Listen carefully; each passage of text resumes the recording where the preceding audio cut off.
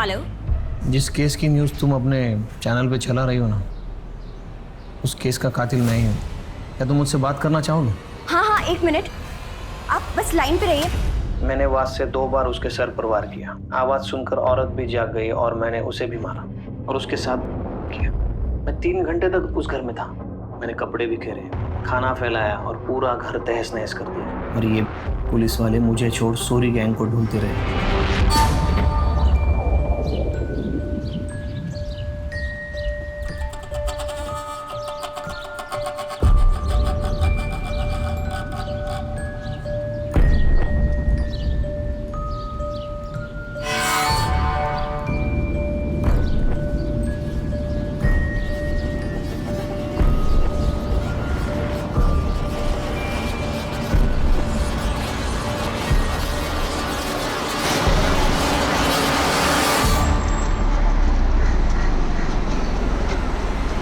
देख लड़की वो वो लड़की को देख कैसे भाग रही थी।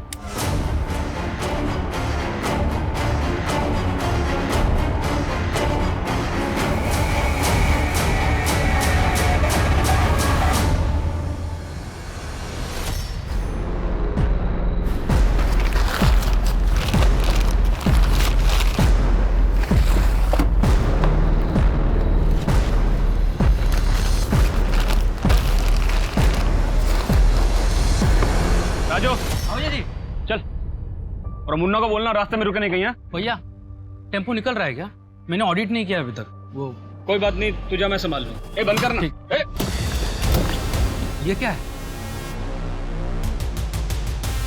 ये क्या है भैया? ये तो इलीगल है।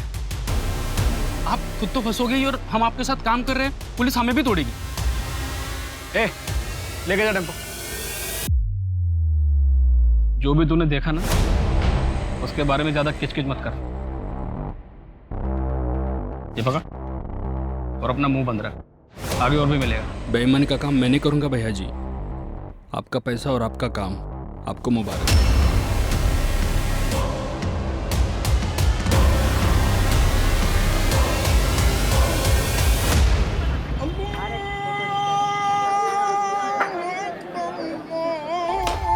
अरे वाह गीता बेटा, वेरी गुड।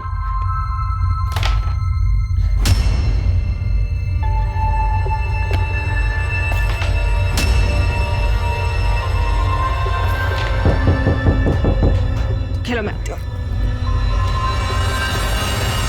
आइए पीछे।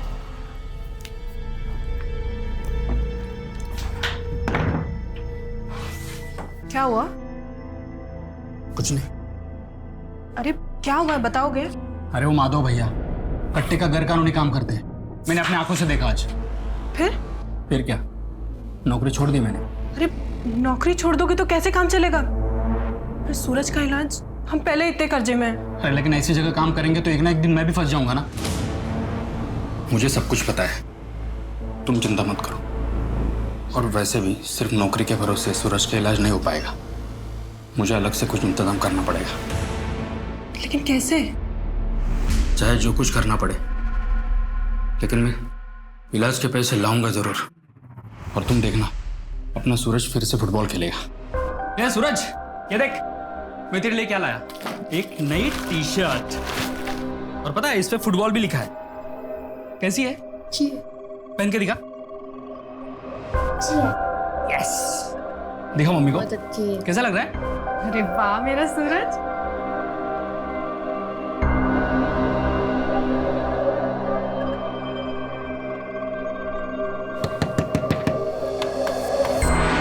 अरे दीपक तुम आओ ना, मैं चाय बना रही थी। नहीं बेला, थोड़ा जल्दी में हूँ। ये पैसे नीमा ने भिजवाया है। कल 5 टोकरियां बिकी थी ना, उसके है। वो सब ठीक है, लेकिन आओ अंदर, मैं चाय बना रही थी, अब साथ में चाय पीते हैं। अरे नहीं ठीक है। अरे आओ, क्या तुम भी। ये लो। और बताओ सूरज कैसा है? ठीक है, डॉक्टर ने बोला है कि जल्दी ठीक हो जाएगा, लेकिन पैसे बहुत लगेंगे, कम से कम 5 लाख। 5 लाख? हाँ। इतना सब कैसे करोगे आप? मैं अपने पापा से बात करूं? वो कुछ ना कुछ मदद जरूर कर देंगे। या फिर मेरे जो जेवर थे वो बेच के तुम्हारी मदद हो ही जाएगी। अरे इतना बोला वो बहुत है, मैं कुछ ना कुछ इंतजाम कर रहा हूँ ना। अच्छा, नीमा के घर से दहेज में कुछ नहीं मिला था क्या? मतलब अगर जेवर वगैरह होंगे तो वो बेच दो ना, उतनी ही मदद हो जाएगी। बेला, मैं निकलता हूँ। वो क्या है ना, घर पे सब लोग इंतजार कर रहे होंगे। अरे लेकिन चाय तो खत्म कर लो। सुनो दीपक, अरे दीपक आते रहना। राशन का 2000, दवाइयों का 4.5 6.5। अच्छा, चाय बना दूं आपके लिए? अरे नहीं, वो बेला के यहाँ से पी के आया मैं। अच्छा सुनो ना, वो 2000 रुपया था ना मेरे पास, उसमें से 1000 रुपये मैंने गायत्री काकी को दे दिए। उनके पास खाने के भी पैसे नहीं थे। कोई बात नहीं, किसी की मदद करना अच्छी बात होती। अच्छा क्या? मामा जल्दी आइए। सूरज क्या हुआ? सूरज अरे इसकी तबीयत खराब हो गई, इसको हॉस्पिटल लेके जाना पड़ेगा। गीता, तू बेला आंटी के पास चली जा, ठीक है? मैं उनको फोन कर दूंगी। और सीधा वहीं जाना, इधर उधर मत जाना बेटा।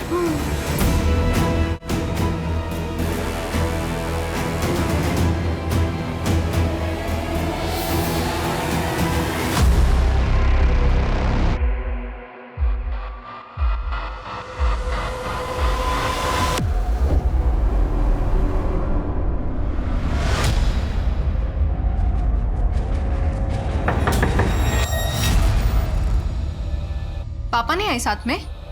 वो सूरज को लेके अस्पताल गए हैं। अच्छा, आओ अंदर। खाना खाया तुमने? थोड़ा सा।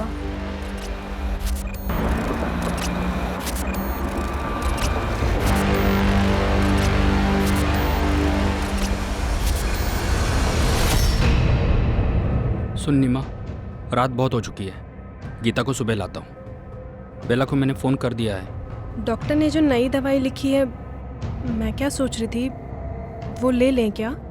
लेना तो पड़ेगा ही। कल मैं माजी के पास चला जाता हूँ, हो सकता है कुछ और मदद कर दे। अच्छा, आप एक बार माधव भैया से बात करके देखो ना।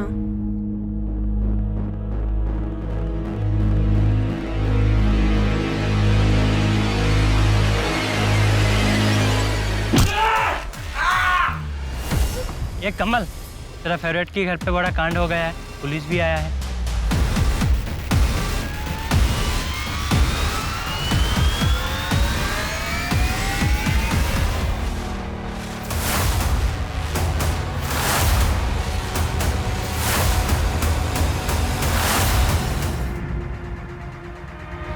लगता है किसी भारी चीज से इसके सर पे वार किया गया।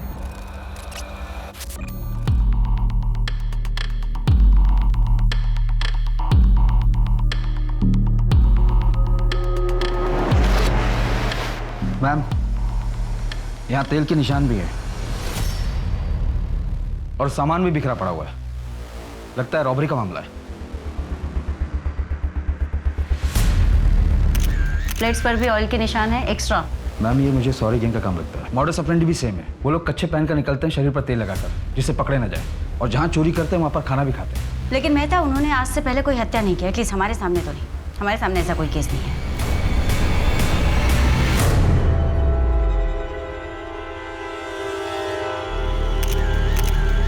गोल्ड चेन, इसका लॉकेट भी है। अगर इस घर में रॉबरी हुई है तो फिर इतनी भारी गोल्ड की चेन यहाँ कैसे छोड़ सकते हैं? मैम, ये देखिए, ऐसा लग रहा है कि 2 दीवार पर फोटो फ्रेम है, जिसे अभी भी निकाला गया है। फैमिली फोटो, बच्चे भी हैं। एक बेटा और बेटी है, सूरज और गीता। पड़ोसी ने बताया कि सूरज की तबीयत काफ़ी ख़राब हो गई थी, इसलिए कल रात उसे हॉस्पिटल लेकर गए और गीता को नीमा की सहेली बेला के घर भेजा गया। तो सूरज इस वक्त कहाँ है? एज फॉर सूरज, ऐसा हो सकता है कि नीमा ने अपने बेटे के लिए चैन बनवाई हो, या उसका नाम का लॉकेट वो खुद पहन रही हो। मैडम जी, यहाँ कुछ है।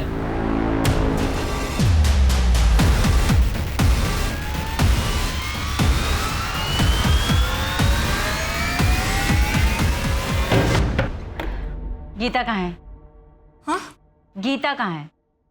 अंदर सो रही है। गीता, गीता अभी यही तो सो रही थी, पता नहीं कहाँ चली गई।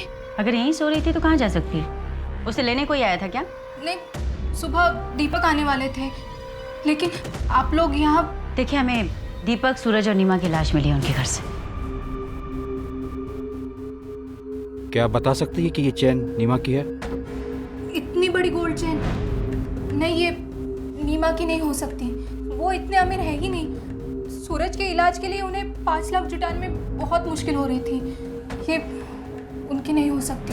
बेला जी, एक बात बताइए, अगर गीता यहाँ पर नहीं है तो कहाँ हो सकती है? कहाँ जा सकती है? नहीं, क्या उसके परिवार की किसी के साथ कोई दुश्मनी थी? नहीं, उनकी किसी से क्या दुश्मनी हो सकती है? नहीं। हाँ, लेकिन एक लंबा चौड़ा पठान कई दिनों से दीपक को ढूंढ जरूर रहा था। कुछ और? नहीं। अगर कुछ याद आए तो प्लीज फोन कर देना।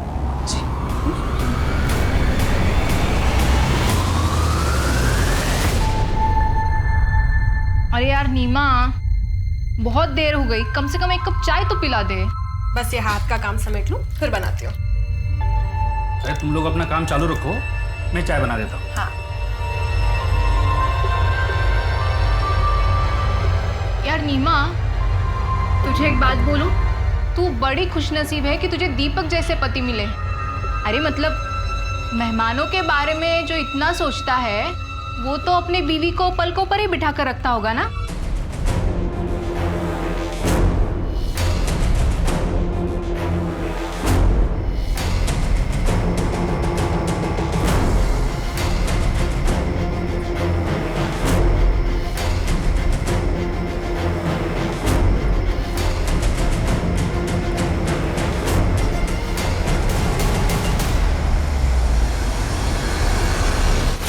क्या पूरी फैमिली मर गई? ठीक है, तो तुम अभी इतना बौखलाओ मत। मर्डर हुआ है तो पुलिस तो आएगी ही ना। ऐसा करो, तुम अंडरग्राउंड हो जाओ और तब तक इस शहर में मत आना जब तक हम ना बुलाएं। किसी काम की नहीं है मुस्टंडे, पैसा डुबा के ही मानेंगे। मैम, लोकल ज्वेलर से पता चला है कि वो केरला का डिजाइन। केरला पुलिस को फोटो भी भेज दी है। चैन बहुत ही महंगी है। अगर हमें कहीं से ये पता चल जाए कि वो चैन किसकी है तो शायद हमें कोई लीड मिले। प्रदीप, जिस तरीके से बॉडीज को प्लेस किया गया था उससे कोई पर्सनल एंगल लगता है। ऐसे लगता है जैसे कोई खुन्नस खाया हुआ था, उन्हें देखना ही नहीं चाहता था। मैम, सॉरी गैंग के खिलाफ एविडेंस तो मिले हैं, पर मुझे भी ये एंगल पर्सनली लग रहा है। पर एक बात मेरी समझ में नहीं आ रही कि इतनी गरीब फैमिली को कोई टारगेट क्यों करे। सूर्य गैंग का कुछ और पता चला?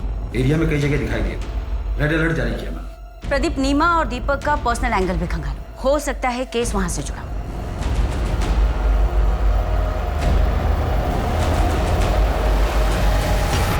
नीमा, मेरी बात सुनना। मैं तू क्यों अपनी जिंदगी खराब करने पर तुली हुई है? अपने निकम्मे पति और बच्चे की बीमारी के बोझ तले अपनी जवानी मत गला नीमा। अरे छोड़ ये सब झमेला और भाग चल मेरे साथ। मैं तुझे कोई तकलीफ नहीं होने। हिम्मत भी कैसे हुई मुझे ये सब बोलने की? ना तो मेरा पति निकम्मा है और ना ही मेरा बेटा मुझ पर बोझे। बोझेगा तू अपनी फैमिली पे, समझा ना?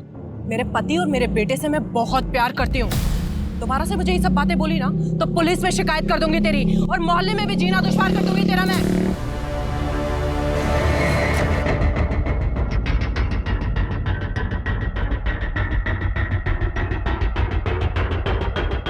दीपक के घर की तरफ जाने वाली गली के बाहर जो सीसीटीवी कैमरा लगा हुआ है उसमें ये सब कैप्चर हुआ है, और ये दीपक के घर से मेन रोड तक जाने का यही एक रास्ता है। प्रदीप, ये सोरी गैंग का तो नहीं लग रहा, पर ये लोग पीछे से भी तो आ सकते हैं ना। पीछे वाला रास्ता? वहाँ कोई सीसीटीवी नहीं मैम, मोहल्ले के अंदर जाने का यही एक रास्ता है। इस बैग पे जिम करो, पता करो इस डिजाइन और इस कंपनी के बैग कौन सी दुकानों में बेचे जाते हैं। मैडम, हॉस्पिटल के अकाउंट डिपार्टमेंट से पता चला है कि दीपक ने इलाज के लिए 4 लाख की पेमेंट की है। इसमें से 3 लाख कार्ड से और 1 लाख कैश पे किया। दीपक या उसके परिवार के पास इतने पैसे नहीं थे, फिर इतने पैसे अचानक से कहाँ से आ गए? मैं दीपक की बैंक स्टेटमेंट निकलवाता हूँ। दीपक या नीमा का कोई रिश्तेदार जहाँ पर गीता जा सकती है? भागलपुर गांव में कुछ रिश्तेदार हैं, पर गीता वहाँ पर भी नहीं है। अगर वहाँ पर भी नहीं है तो बच्ची गई कहाँ? सेफ है भी या नहीं?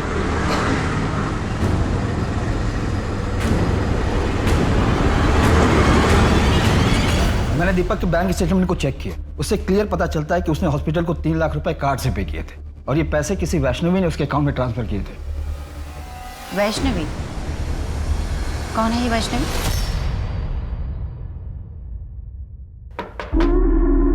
अरे आओ दरोगा, आओ। कहिए कैसे आना हुआ?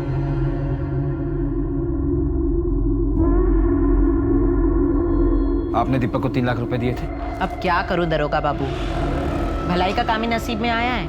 वक्त जरूरत पड़ने पर लोगों की मदद कर देती हूँ। और दीपक को भी 3 लाख रुपए मैंने ही दिए थे, पर सब कुछ कानून के हिसाब से।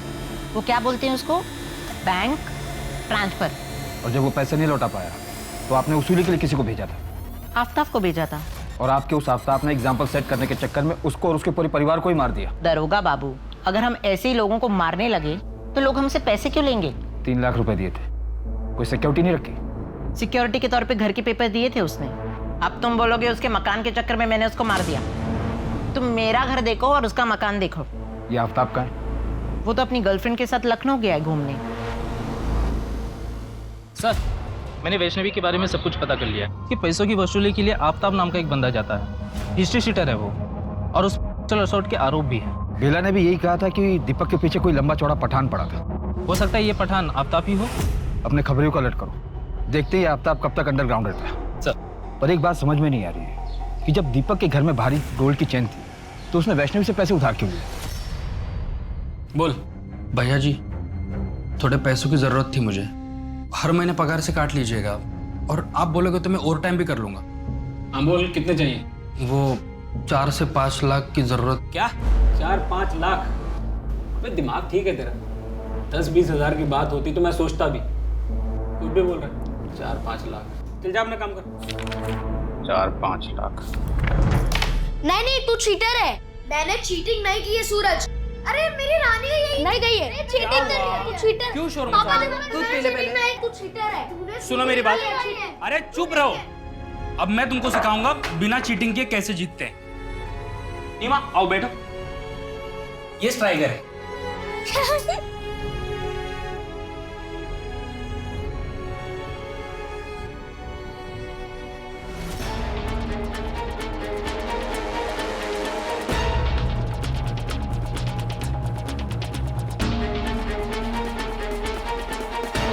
सच बता दो वरना और बुरा हाल करेंगे तुम लोगों का। सर कहा तो उस रात हमने उसी इलाके में चोरी की थी सर, लेकिन मर्डर वाली जगह पे हमारा ग्रुप चोरी करने नहीं गया था। हमने जहाँ चोरी की थी वो घर कई दिनों से बंद पड़ा था सर। सर सच बोल रहे हैं साहब। चोरी करते करते मर्डर भी करने लगे तुम लोग। ये दीपक और उसकी फैमिली को क्यों मारा? और ये बच्ची कहाँ है? सर इसी बच्ची को मैंने उस रात सड़क पे देखा था सर। यही बच्ची है सर, डरी हुई थी और भागी जा रही थी। मेहता, अगर ये लोग सही कह रहे हैं तो फिर तो गीता जिंदा होनी चाहिए, लेकिन वो है कहाँ?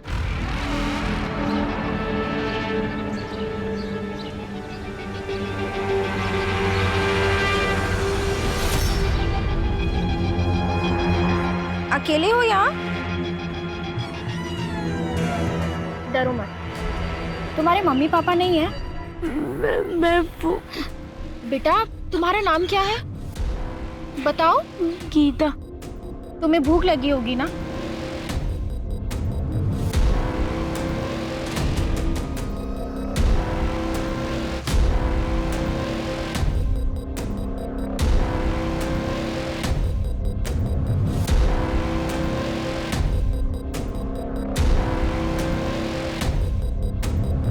बच्चे को जानते हो आप?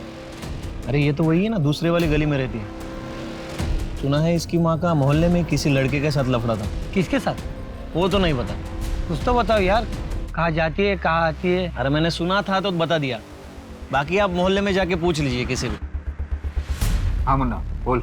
मैडम पता चला है कि दीपक अपनी नौकरी से खुश नहीं था क्योंकि उसका चक्कर पड़ोस को किसी लड़के के साथ चल रहा था। मुन्ना, तुम ये रोज रोज नई नई कहानियां मत सुनाओ, कोई सॉलिड एविडेंस और जानकारी हो तो बताओ। मैडम मुझे थोड़ा टाइम दो, मैं उस लड़के की पूरी कुंडली निकाल कर आपके सामने रख दूंगा। कामकाज में ठीक था दीपक, पर सच तो यह है कि वो अपनी सैलरी से खुश नहीं था। अपने बेटे की बीमारी की वजह से उसकी पैसों की ज़रूरत थी भी बहुत ज़्यादा। अब सर मुझे भी अपना धंधा रन करना है, किसी एक की सैलरी तो बढ़ा नहीं सकता, बाकी लोगों को भी जवाब देना पड़ता। उसका यहाँ पर किसी के साथ कोई पंगा था? नहीं, ऐसा कभी कुछ सुना तो नहीं। और हाँ सर, कुछ पता लगेगा तो आपको ज़रूर बताऊंगा। ठीक है।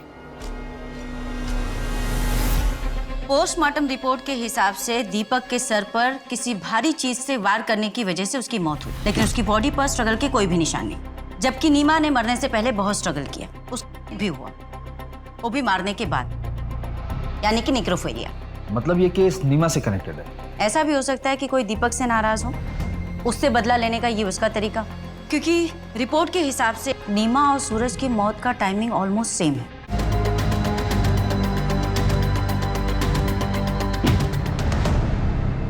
लेकिन इस सब के पीछे क्रिमिनल का मोटिव क्या था? मैडम, केरला से गोल्ड चेन की सारी इंफॉर्मेशन आ गई। वो गोल्ड चेन दरअसल में मुनी जमानी माला कहलाता है और ये स्पेसिफिक डिजाइन खोजी कोड़े में बनाई जाती है और खोजी कोड़े के जिस ज्वेलर ने बनाई थी उसी का इनिशियल एस उस पर था। यानी कि वो एस सूरज के लिए नहीं था। कुछ बताया उसने कि वो माला उसने किसके लिए बनाई थी? पिछले साल ही उसकी मौत हो गई थी, तब से वहाँ ऐसा कोई गहना नहीं बनाया गया। उसका एक बेटा था मैम, जो अब केरला में नहीं रहता, लेकिन पुलिस उसे ट्रैक कर रही है। Ma'am, Dhanipur triple murder case में आरोपी कब पकड़ा जाएगा? देखिए मैडम, अभी इन्वेस्टिगेशन चल रही है। अभी तक की जांच में हमारे सामने कोई भी ऐसा पुख्ता सबूत नहीं आया है, पर हम कोशिश कर रहे हैं। लेकिन किसी गरीब फैमिली को मारने के पीछे क्या वजह हो सकती है? I mean, इसके बाद क्या लोग अपने घरों में सुरक्षित महसूस करेंगे?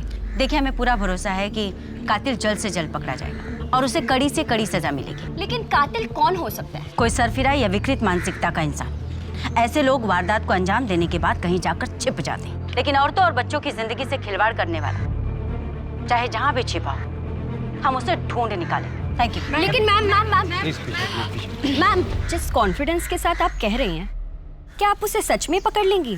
मुझे नहीं लगता है आपके पास कोई ठोस लीड है।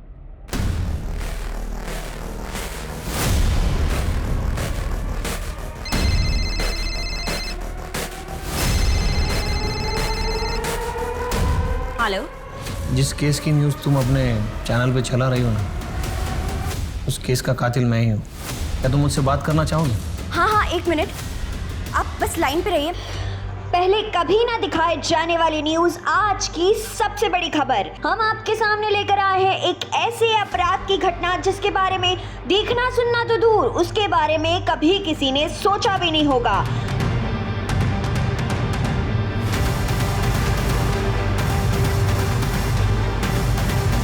मैम, आपने न्यूज़ देखा? नहीं, क्यों, क्या हुआ? मैंने वास से 2 बार उसके सर पर वार किया। वही वास जो उनके घर को बहुत खूबसूरत बना रहा था। उनके लड़के को मारने का मेरा कोई इरादा नहीं था, लेकिन वो जाग गया और माँ से पानी मांगने लगा। मैंने उससे कहा वापस सो जा, लेकिन वो मुझसे ही पूछने लगा कि तुम कौन हो। मैं 3 घंटे तक उस घर में था। मैंने कपड़े बिखेरे, खाना फैलाया और पूरा घर तहस नहस कर दिया।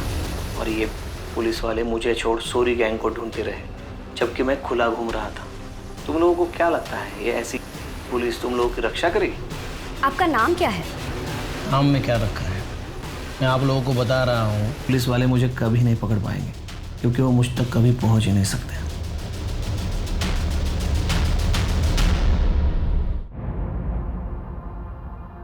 हर सोशल मीडिया पर सिर्फ इसी केस के चर्चे चल रहे हैं, वो भी सिर्फ तुम्हारी वजह से।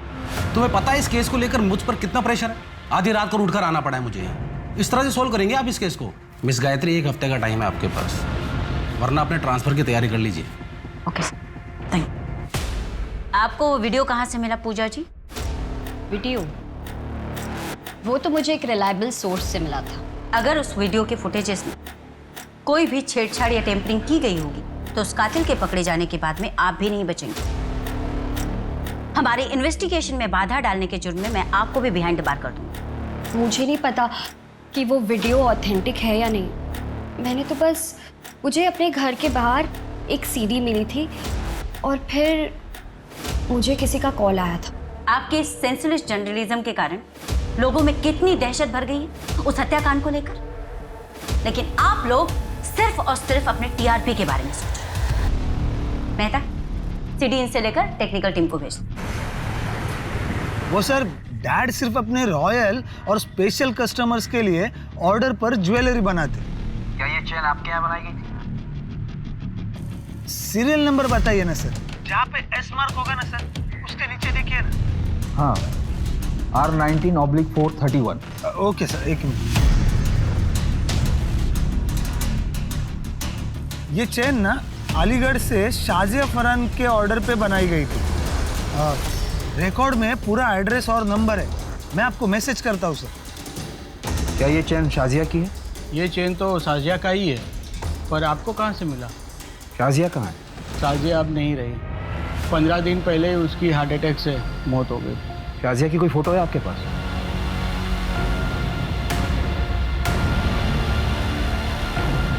अभी ज्वेलरी के साथ उसे हमने दफन किया था। शाजिया के साथ ये बच्चा कौन है? ये हमारा नवाज़ है, शाजिया का बेटा। चैन की मिस्ट्री को सॉल्व करना पड़ेगा। एक काम करो मेहता, कोर्ट से ऑर्डर निकलवाओ, इस ताजिया की बॉडी को निकलवाते हैं, एग्जामिन करते हैं। मैम, मुन्ना का फोन भी आया था, उसने बताया कि नीमा के मोहल्ले में एक लड़का रहता है कमल, वो नीमा को पसंद करता था। ले आओ उससे भी।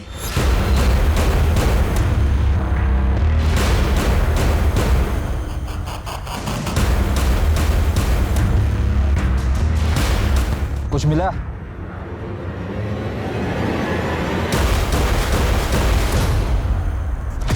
डेड बॉडी पर एक भी ज्वेलरी नहीं है। बॉडी को पोस्टमार्टम के लिए भेजो। साहब मैं सच्ची कह रहा हूँ साहब, उस रात मैं अपनी चचेरी बहन की शादी में गया था। साहब आप चाहे तो रिश्तेदारों से भी पूछ सकते हैं, पूरी रात वही था। तेरी चचेरी बहन का एड्रेस है? मैम, कमल ने बताया कि वो उस रात अपनी चचेरी बहन की शादी में गया हुआ। हमने चेक किया और मुन्ना का कहना है कि कमल का प्यार एक तरफा था, नीमा की तरफ से कुछ नहीं था। तुमने ये साजिया फरहान की फाइल पढ़ी मेहता?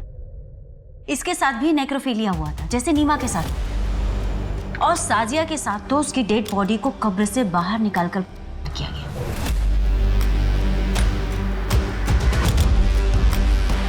जर्नलिस्ट का क्या?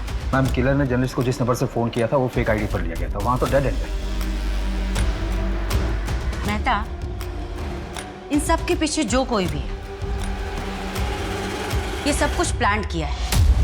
वो ऑयल स्टैंड्स का प्लान करना, खाना जानबूझकर छोड़ना, नीमा के अफेयर वाली बात, दीपक के ऑफिस की प्रॉब्लम वाली बात, ये सब कुछ डेड एंड पर जाकर ठहर जाती। इसका मतलब इस केस की इन्वेस्टिगेशन को शुरू से ही गुमराह किया गया।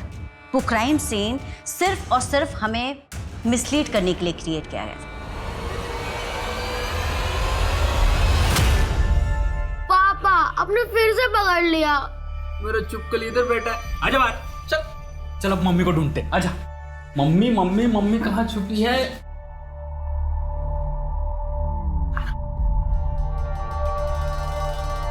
ये पकड़ लिया।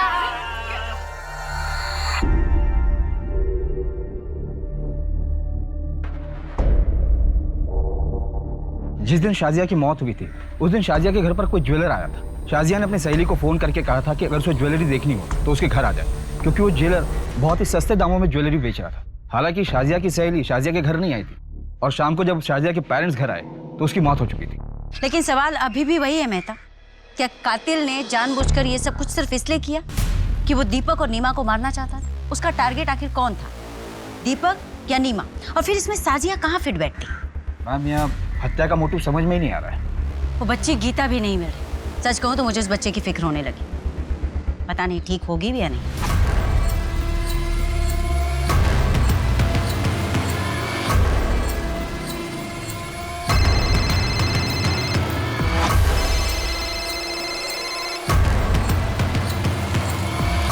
हेलो, ठीक है, मैंने कहा।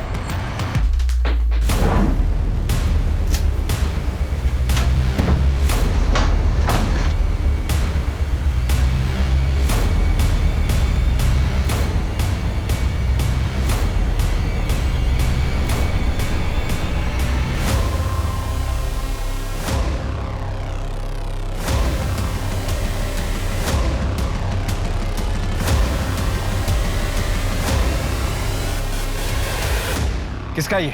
सब ये मेरा नहीं है, वो मैं माधव भैया के लिए डिलीवरी लेने आया था। माधव कौन? माधव पांडे? हाँ, वही फर्नीचर वाले माधव। दीपक के काम छोड़ने के बाद तूने शाजिया की लाश कब्र से निकाली और दीपक के घर जाकर क्राइम कर दिया। मैं किसी शाजिया फरहान को नहीं जानता। दीपक और उसकी फैमिली को कैसे मरवाया? सर, मैंने ना किसी को मारा ना मरवाया, क्योंकि सर मैं ये अच्छी तरह जानता था कि दीपक में कंप्लेंट करने की ना तो हिम्मत थी ना टाइम। सर वो तो अपने परिवार में परेशान था, सर मैं एक बिजनेसमैन हूँ, कोई खूनी नहीं हूँ, सब मुझे जाने दो सर। क्या गीता का वहां भी कुछ नहीं पता चला? उस माधव ने कुछ कन्फेस किया? नहीं मैम, कट्टो का इलीगल बिजनेस से यही कन्फेस किया। उसका कहना है कि इस हत्या में उसका कोई हाथ नहीं है। चार्जशीट तैयार करो, इलीगल वेपन और ट्रैफिकिंग के केस में अंदर ही रहो। मैम कमल से भी कुछ निकल नहीं पा रहा है। वो उस रात अपनी चचेरी बहन की शादी में गया था और सुबह 6 बजे निकला था वहां से। जी क्या? ठीक है, हम आते हैं। क्या हुआ? मैम रसूलपुर में एक लड़की मिली है जिसकी डिटेल्स गीता की डिटेल से मैच करती है। आ रही हूँ बाबा। गीता का कौन गीता? मैडम आप ऐसे अंदर कैसे जा रहे हैं? सही यहाँ ढूंढो। मैं कह रही हूँ ना वहाँ कुछ नहीं है। आप ऐसे कैसे किसी के घर में घुस सकते हैं? मैं बोल रही हूँ ना सर, मैडम मैं बोल रही हूँ ना, यहाँ पर कुछ भी नहीं है। कौन कौन रहता है यहाँ पे? मैं और मेरा पति। मैडम देखिए आप जाइए यहाँ से। चप्पल तो किसी बच्ची की लगती है। मैंने कहा ना यहाँ कोई बच्ची नहीं है। एक तो आप बिना किसी परमिशन के मेरे घर में घुस आए हैं और ऊपर से मुझसे क्वेश्चन कर रहे हैं। आप जाइए यहाँ से। मैडम वहाँ कुछ नहीं है, सिर्फ कपड़े हैं। हाँ तो देखने दो। बेटा बाहर आओ, डरो मत। हमें ना किसने किडनैप किया इसे? तूने किडनैप किया? तेरे पति ने? आओ।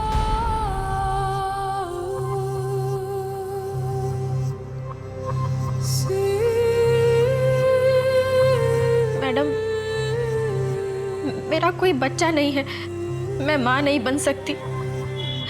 इसलिए जब मैंने गीता को देखा तो मेरा मन नहीं माना और मैं अपने साथ अपने घर ले आई। हमारे पास बहुत पैसा है लेकिन मेरा पति शराबी है, इसलिए मैंने गीता के बारे में अब तक उन्हें कुछ नहीं बताया। पता नहीं गीता किसी भी आदमी को देखती है तो ऐसे डर जाती है कि अलमारी में जाके छुप जाती है। अगर ऐसी बात है तो तुमने पुलिस स्टेशन में इन्फॉर्म क्यों नहीं किया? हम पिछले 15-20 दिनों से इस बच्ची की तस्वीर लेकर यहाँ वहाँ ढूंढ रहे। मैंने न्यूज़ में देखा था कि मर्डरर ने किस तरीके से आप लोगों को चैलेंज किया था। मुझे गीता की जान की चिंता है, इसलिए मैंने किसी को कुछ नहीं बताया। हाँ लेकिन गीता ने अपने माँ बाप के कातिल को देखा है।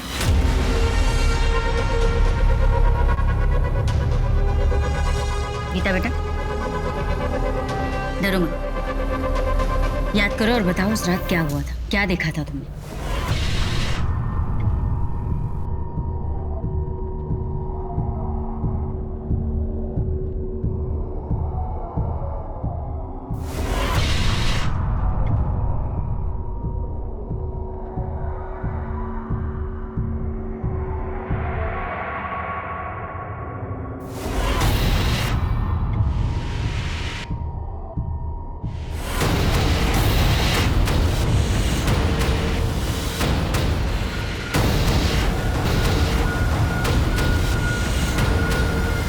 मैंने उसका चेहरा नहीं देखा, उसे सिर्फ पीठी नजर आ रही थी और वो बार बार अपने हाथों पे ऐसे खुजा रहा था। और कुछ चीज, कुछ और देखा तुमने? कुछ याद है तुम्हें? हाँ, उसने अपने कान में बाली पहनी थी। मुन्ना, वो आदमी बार बार खुजली करता था, कान में बाली पहनता था। क्राइम सीन पर उसने ड्रिंक भी किया था, शायद अल्कोहलिक हो। ऐसे किसी भी आदमी के बारे में चारों तरफ पता करो, ढूंढो उसे। ठीक है? अच्छा मुन्ना, तुमने एक बार नीमा के अफेयर के बारे में बात बताई पर आगे कोई लीड नहीं दी। कि बच्चे को जानते हो आप? देखो भाई, लड़के के बारे में कुछ मालूम नहीं मुझे। माँ के बारे में पूछेंगे तो मोहल्ले में कोई भी सब वो खुजली करते जा रहा था और मेरे को नीमा के बारे में बता रहा था। तुमने उसे देखा था? स्केच बनवा सकते हो? हाँ साहब, कोशिश करूंगा।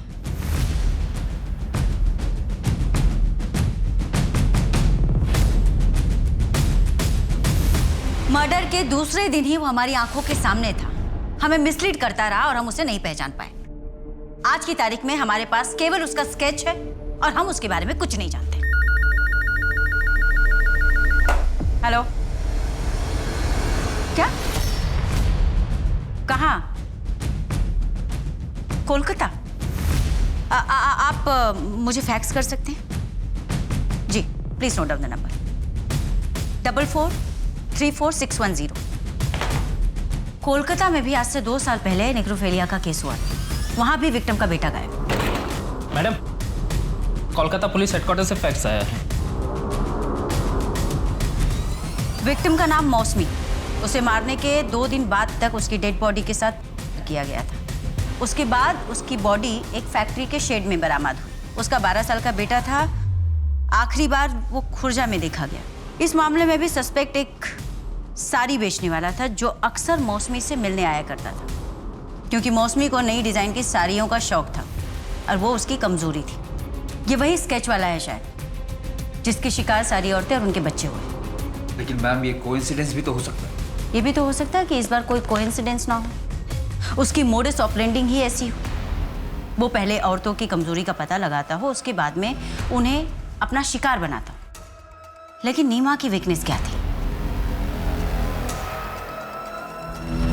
सूरज और उसके इलाज में लगने वाली महंगी दवाइयाँ। मेहता, एविडेंस में जो हमने दवाइयाँ रखी थी, पता करो दवाइयाँ कहाँ से लाई गई थी। क्या ये मेडिसिन आपके स्टोर की है? हाँ, ये मेडिसिन हमारे स्टोर की। क्या तुमने कभी इस आदमी को देखा है? हाँ, शायद ये आदमी हमारे स्टोर पर मेडिसिन लेने आया था। हाँ, याद आया। उसने बताया था कि वो अलीगढ़ हॉस्पिटल में वार्ड बॉय है।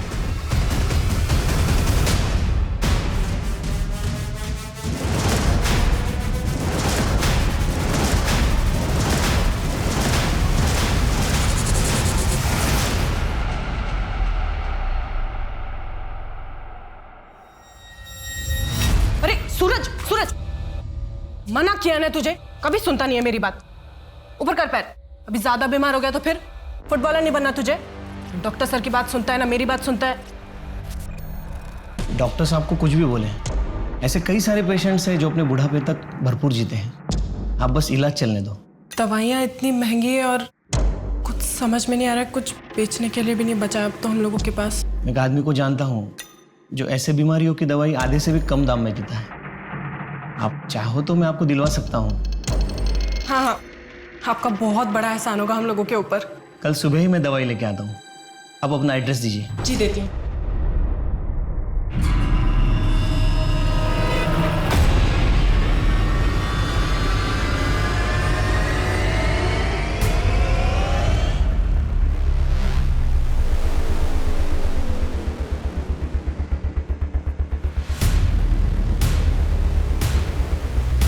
चेक करो।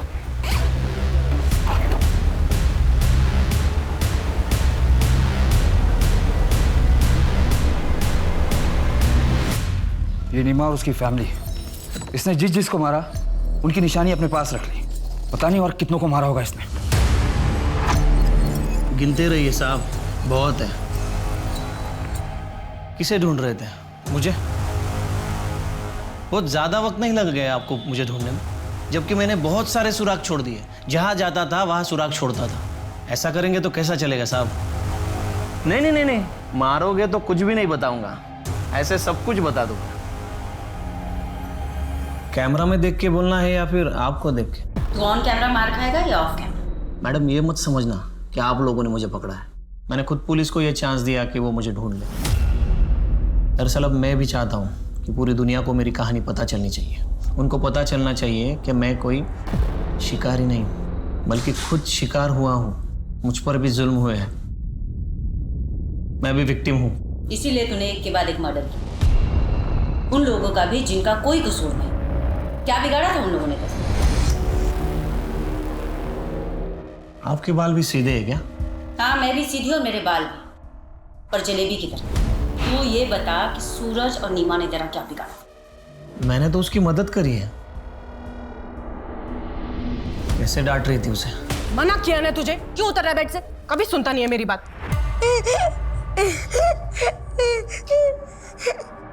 बेटा क्या हुआ? रो क्यों रहा है?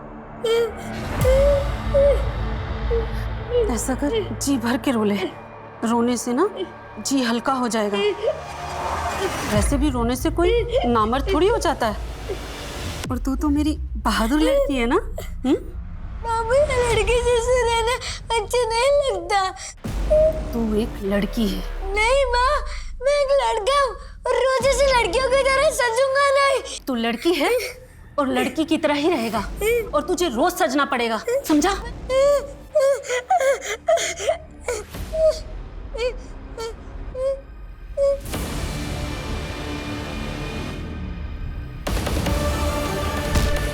बहुत सुन ली तेरी कहानी। अब ये बता कि ये सब तूने क्यों किया? कोई अपने बच्चों को डांटे, उन पर अपना हक जमाए, उनको तकलीफ दे, मुझसे बर्दाश्त नहीं होता। और मैडम, ये सभी औरतें वही कर रही थी। मुझे जितना तुझ पर गुस्सा आ रहा है ना, उससे कहीं ज्यादा तरस आ रहा है। जिस माँ की जातियों और परवरिश की तू बात कर रहा है ना, तू बिल्कुल उसके जैसा बन गया। मैं कोर्ट से रिक्वेस्ट करूंगी कि तुझे ऐसी कड़ी सी कड़ी सजा मिले ना कि दूसरा कोई तुझ जैसा ना बने।